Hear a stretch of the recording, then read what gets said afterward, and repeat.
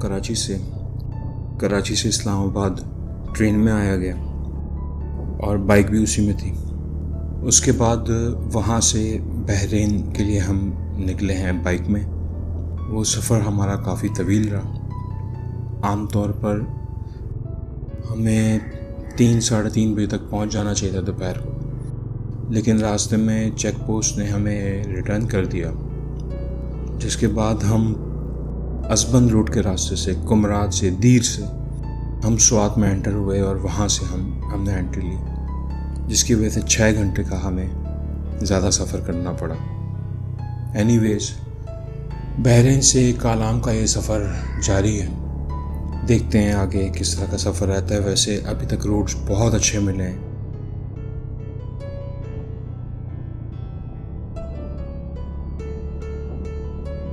यहाँ पर कालाम के रोड्स बहुत अच्छे हो गए हैं जो बहरीन और कालाम के दरमियान में है, और हर जानिब जो है वो कंस्ट्रक्शन का काम चल रहा है रोड्स की। कुछ जगहों पर लैंडस्लाइडिंग भी होती हुई नज़र आती है, लेकिन दीवारें भी उसके साथ बनती जा रही हैं। ये हुकूमत का बड़ा अच्छा इक़दाम है कि साथ साथ दीवारें बनाई जा रही हैं, जिसकी वजह से लैंडस्लाइडिंग कुछ थोड़ी सी कम होगी।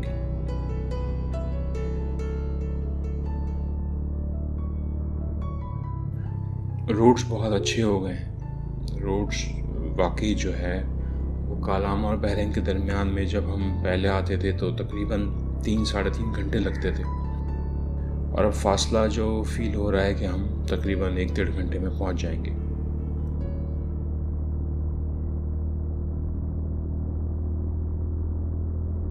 ऊंचे नीचे रास्ते और मंजिल तेरी दूर, ऊंचे नीचे रास्ते और मंजिल तेरी दूर, राह में राही रुक ना जाना हो करके मजबूर हो, ऊंचे नीचे रास्ते और मंजिल तेरी दूर। ये हमारी जिंदगी एक लंबा सफर ही तो है, चलते हैं जिस पे हम अनजानी डगर ही तो है।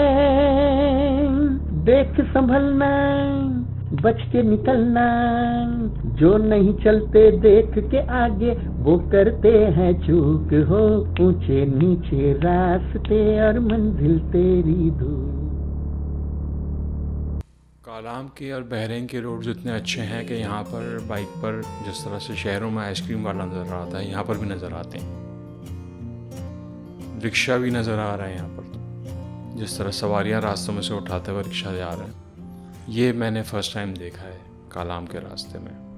फ़र्स्ट टाइम देखा है मैंने रिक्शा पहाड़ों पर इस तरह से। यहाँ पर जगह जगह बकरियों के रेवड़ नज़र आते हैं जो कि कालाम की जानिब जा रहे होते हैं। कालाम की पहाड़ों से इनको चराया जाएगा और इनका वज़न फिर दुगना हो जाएगा।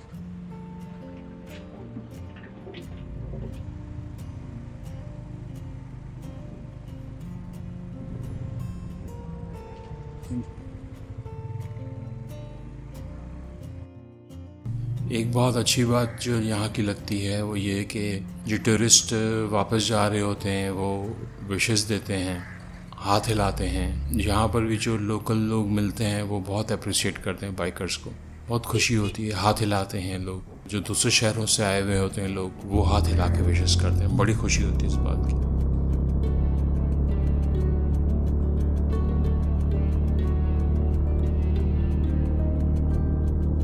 मैं उन दोस्तों के लिए एक टिप शेयर करना चाहता था जो कि बजट ट्रैवलिंग में कालाम आना चाहते हैं। जो इन्फॉर्मेशन मुझे मिली है और जो मैंने कालाम में और बहरीन में देखी है, स्वात में देखी है, वो चीज़ शेयर कर रहा हूँ जो बहुत सारे लोगों को नहीं मालूम। और फेसबुक पे और व्हाट्सएप में ये सवाल होता है कि अगर लाहौर से या पिंडी से कालाम आना हो तो कैसे आया जाए।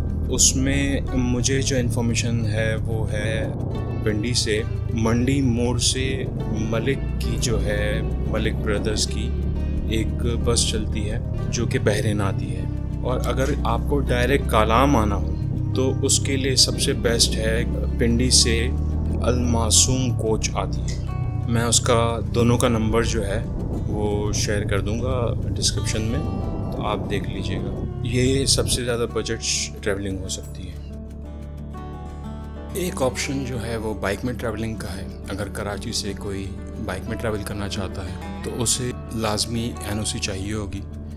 यहाँ अथॉरिटीज़ हैं ACLC, CPLC, ये एनओसी इशू करते हैं और उसी के तहत ही आप ट्रेन में अपने जिस ट्रेन में आप सवार हों उसी ट्रेन में बाइक को भी कार्गो में रख दिया जाए और वो बाइक जो है वो पिंडी पहुंच जाएगी। पिंडी पे आप उतर जाएं और बाइक वहीं से लेकर जो है वो डायरेक्ट कालाम की तरफ रवाना हो जाए। मैप की लोकेशन सारी चीज़ें बिल्कुल सही हैं। उस पर स्टेशन से ही आप लोकेशन लगा लें कालाम की या स्वात की, मिंगोरा की, और निकल जाएं। रोड्स बिल्कुल अच्छे हैं, कोई इश्यूज़ नहीं है रोड्स पे।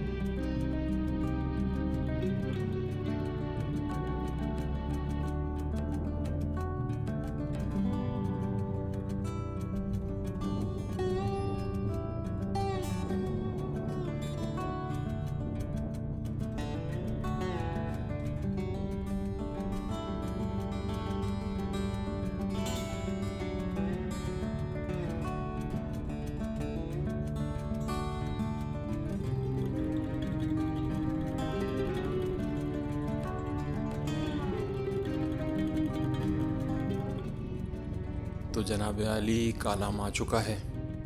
ये हम कालाम के बाज़ार से गुज़र रहे हैं। होटल की तलाश है, अब हम होटल की तरफ जा रहे हैं। बाज़ार की रौनक इस वक्त कम है क्योंकि कोरोना वायरस के तहत काफ़ी कम रश है यहाँ पर टूरिस्ट का।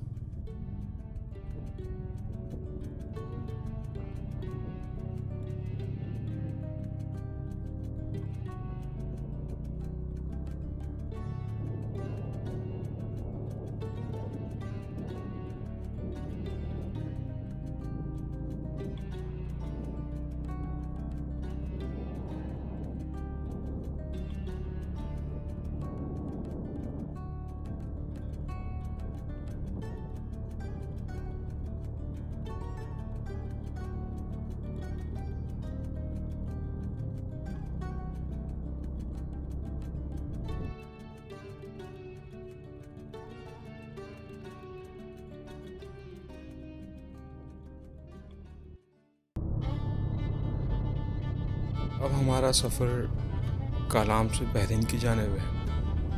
आप बहरीन से कालाम का सफ़र तो देख चुके होंगे। थोड़ा सा डिफरेंट व्यू नज़र आएगा कालाम से बहरीन की जानिब। बहरीन से हम इंशाल्लाह पिंडी निकल जाएंगे। थोड़ा इसको भी एंजॉय कीजिए।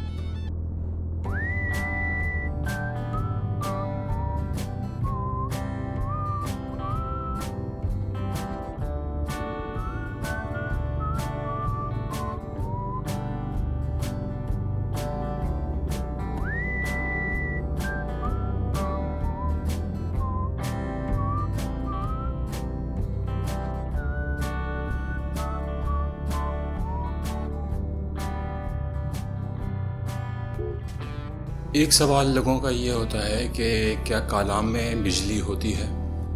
सिरे से नहीं होती या जनरेटर चलता है? तो जनाब कालाम में बिजली होती है। बहुत कम लोड शेडिंग होती है यहाँ पर। बहरीन में बिजली होती है। किसी ज़माने में बहरीन में रात को 12 बजे तक जनरेटर चलाते थे होटल वाले, उसके बाद बिजली नहीं होती थी। लेकिन अब यहाँ पर बिजली होती है। यहाँ से 3-4 स्पॉट्स जो मुझे पता हैं टूरिस्ट के, वो है माउंटेन लेक, झील सैफुल्ला, जो कि माउंटेन लेक के साथ ही है। जब आप माउंटेन लेक जाएंगे तो बाय वॉक झील सैफुल्ला जा सकते हैं। उसके बाद ब्लू वाटर है, ऊशू के जंगलात हैं, वहाँ पर लोग कैंपिंग भी करते हैं। 1-2 और स्पॉट्स हैं जो मेरे भी जहन में नहीं आ रहे हैं।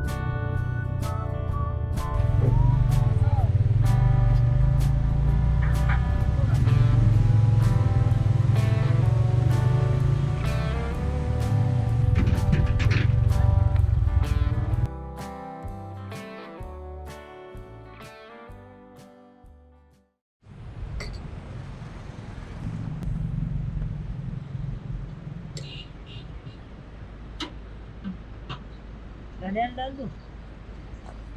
क्या चीज़ है? धनिया ले, जंगली पुदीना। हाँ ये डाल दो थोड़ा सा। धनिया है ना? धनिया ले और ये जंगली पुदीना। ठीक है ठीक है,